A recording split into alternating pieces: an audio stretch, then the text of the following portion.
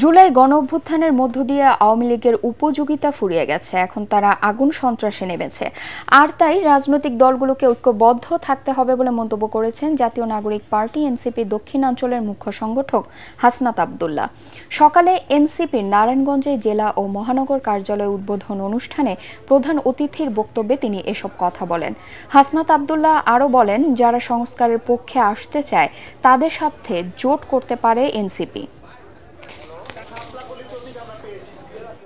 যেহেতু গণঅভ্যুত্থানের মধ্য দিয়ে আওয়ামী লীগের পতন হয়েছে, এটা স্বাভাবিক প্রক্রিয়ায় ব্যালটের মধ্য দিয়ে এই দলটিকে ফিরিয়ে আনার যারা বৈধতা উৎপাদন করছে তারা মূলত আগুন সন্ত্রাসের পক্ষে বৈধতা উৎপাদন করছে, তারা মূলত বুলেটের পক্ষে বৈধতা উৎপাদন করছে, এত বছর ধরে যারা ব্যাংক লুট করেছে তাদের পক্ষে বৈধতা উৎপাদন করছে, তারা যারা গুম খুন হত্যা নির্যাতন নিপীড়ন যেটি হয়েছে সেটির পক্ষে বৈধতা উৎপাদন করছে, তারা মাইনরিটির যে নির্যাতন হয়েছে, আমাদের হিন্দুদের উপরে যে নির্যাতন আওয়ামী লীগ যেভাবে করেছে, মাইনরিটিকে যেভাবে ক্লাসিফাইড করেছে সেটির পক্ষে তারা বৈধতা উৎপাদন করছে।